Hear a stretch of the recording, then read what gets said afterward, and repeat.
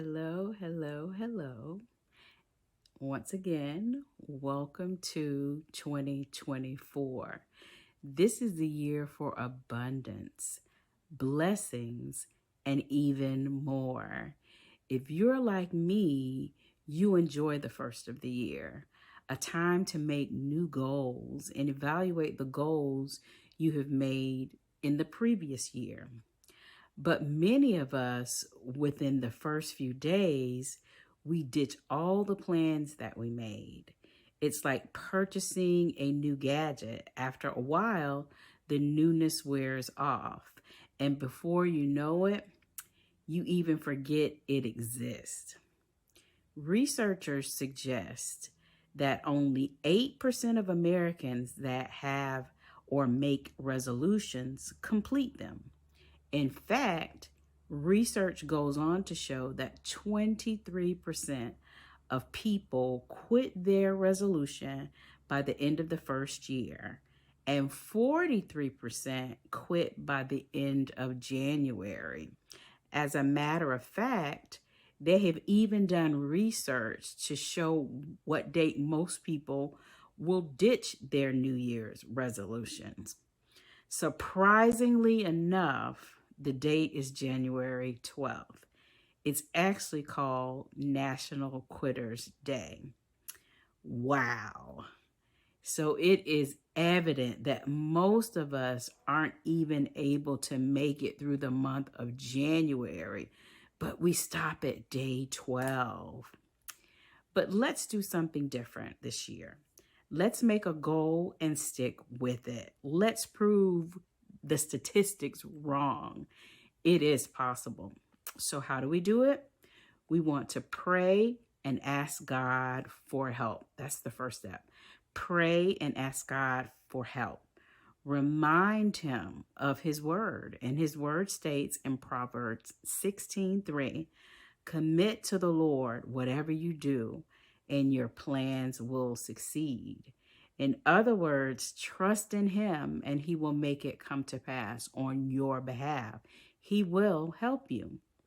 Number two, write the goal down. Make sure it's meaningful and specific. If you haven't done this, make sure you do it. So, number three, review your goal weekly or at least monthly to remind you of what you were working toward. Number four, map out the steps to get to the goal.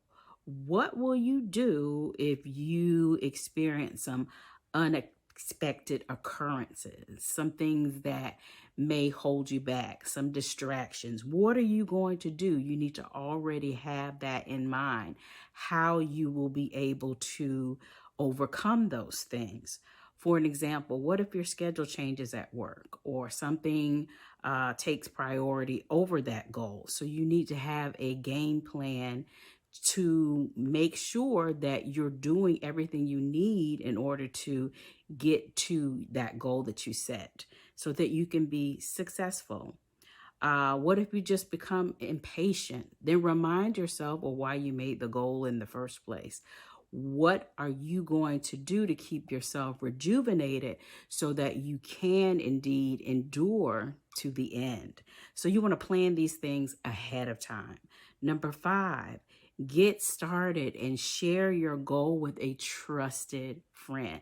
And I say trusted friend, somebody that's going to hold you accountable. Share your goal with them because they can encourage you. And when you have times of weakness, they can remind you, hey, you set this goal, you said you were going to do it, and you wanted me to be your accountability partner.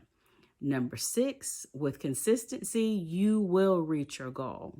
If you do all these steps, you'll reach your goal. So relish it, take a picture, and celebrate. You have done the hard work. You've done it. Thank God for the results. And number seven, make new goals. Just because you've achieved that one goal, you still need to make new goals. Okay? So make sure that you're able to do that.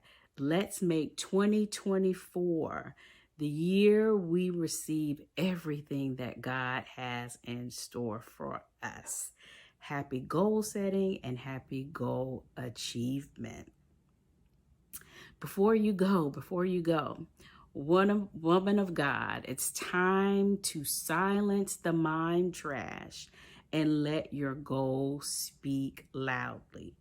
Join me in my journey to help you to have proven success, okay?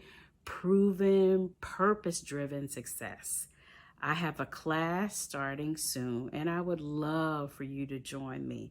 The class is centered on helping you make goals that speak louder than your fears, because your fears hold you back from pursuing your goals. So I want to help you with that.